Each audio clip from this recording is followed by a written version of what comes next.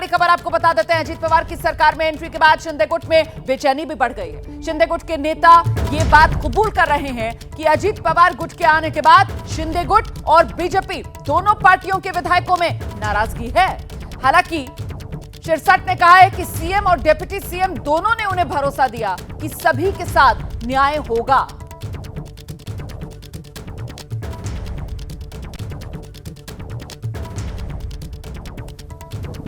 इस वक्त हमारे साथ बातचीत के लिए मौजूद हैं शिवसेना नेता संजय शिरसाट।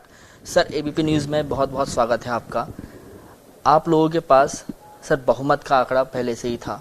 बहुमत, जितनी बहुमत चाहिए उससे अधिक संख्या में आप लोग थे, तो क्या उसके बावजूद एनसीपी को शामिल करना ज़रूरी था आपके गठबंधन में? एनसीपी के कुछ लोग फूटेंगे, ये मैं बार बार कहता था, और अजीत दादा वहां अस्वस्थ है, ये भी मैंने बोला था। शायद वो टाइम आप लोगों ने सीरियस नहीं लिए, लेकिन इतने जल्दी भी आएंगे ये हमें पता नहीं था।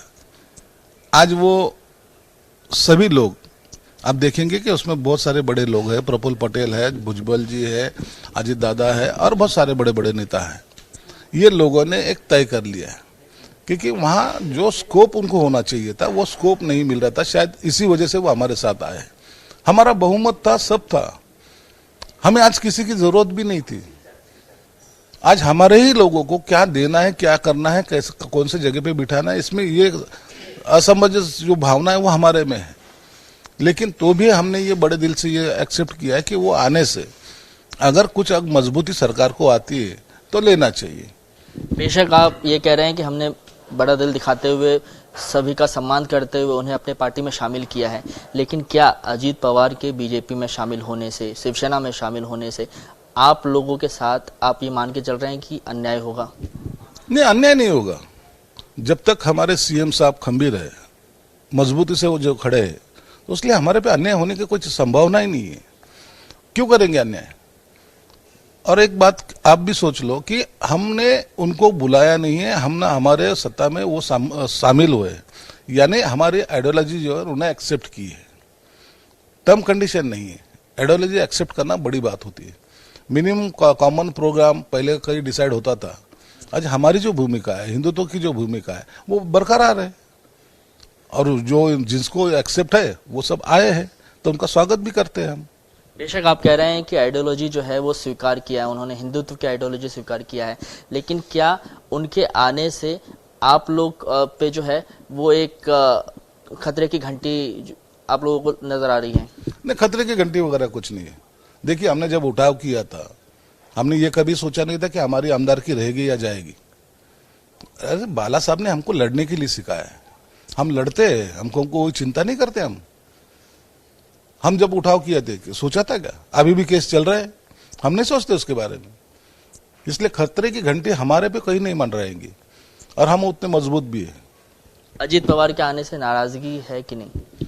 देखिए, कुछ आमदारों में, वो भले बीजेपी के रहो या सेना के रहो, नाराजगी जरूर रहती है।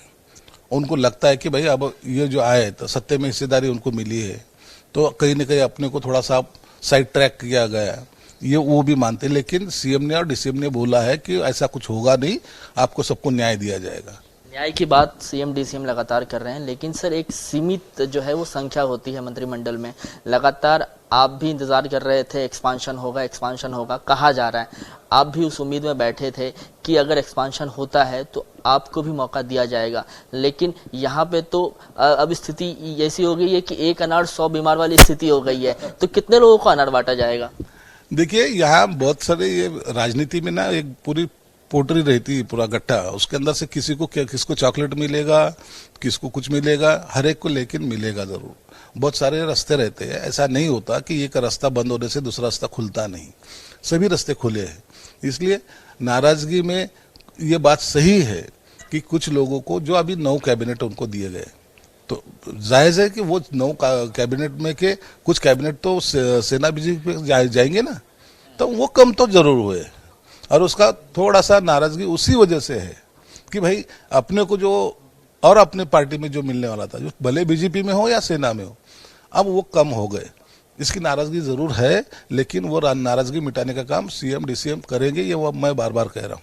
आप नाराज हैं कि खुश हैं? देखिए, पार्टी की जब कोई डिसीजन लेता है, पार्टी कोई भी डिसीजन लेती है, तो वो टाइम अपनी नाराजगी अपने नेताओं के पास दिखाना जरूरी भी होता है, लेकिन जो डिसीजन एक बार हो चुका है उसको अपोज नहीं करना चाहिए, उसके साथ में रहना चाहिए। जो किया है वो सही किया है, शायद अपने से ज्यादा राजनीति वो लोग जानते हैं, तो इसलिए उन्होंने जो किया है वो सही मान के ही हम आगे चलते हैं। तो शिंदे गुट में बेचैनी है अजीत गुट की, जिस तरीके से सरकार में एंट्री हुई है। चर्चा के लिए सीधे आपको लेकर चलते हैं, मेरे साथ मेरे सहयोगी जितेंद्र दीक्षित इस वक्त मौजूद हैं। जितेंद्र, एकनाथ शिंदे के लिए तो यकीनन ये धर्म संकट की घड़ी होगी, क्योंकि दबदबे का दर्द इन्हीं एनसीपी नेताओं और मंत्रियों के पिछली उद्धव सरकार में गिनाकर बाहर का रास्ता पकड़ा था एकनाथ शिंदे ने अपने साथियों के साथ, और वही अजीत पवार अपने साथियों के साथ अब इस सरकार में शामिल हो गए। बिल्कुल रोमाना, बिल्कुल सही कह रही हैं आप। और देखिए, ये खुद कर एक्नॉलेज कर रहे हैं, इन्होंने इस बात को माना है कि अजीत पवार के सरकार में शामिल होने के बाद से शिवसेना में असंतोष है। शिवसेना ही नहीं, बीजेपी में भी असंतोष है, ऐसा ये कह रहे हैं। मैं आपको बता दूं कि जिन कारणों से शिवसेना में बगावत हुई थी उनमें से प्रमुख कारण ये था कि अजीत पवार या फिर बाकी के उनके जो मंत्री हैं वो शिवसेना के विधायकों के साथ नाइंसाफी कर रहे थे। उनके पास वित्त मंत्रालय था, उन्हें फंड नहीं दे रहे थे, और अब वही अजीत पवार जो है सरकार में शामिल हो गए हैं। एक तो ये बात है, और दूसरी अहम बात यह है कि अब जो सरकार में हिस्सेदारी होनी थी, लोग इंतजार कर रहे थे, शिवसेना के तमाम विधायक इंतजार कर रहे थे कि जब भी मंत्रिमंडल का विस्तार होगा तो उन्हें भी मंत्री पद मिलेगा। लेकिन अब चूंकि 9 लोग अजीत पवार के आ गए हैं, तो जाहिर तौर पर 9 सीटें जो है वो कम हो जाएंगी। 9 मंत्री पद जो इनको मिलने चाहिए या बीजेपी विधायकों को मिलने चाहिए थे, वो अब कम हो जाएंगे।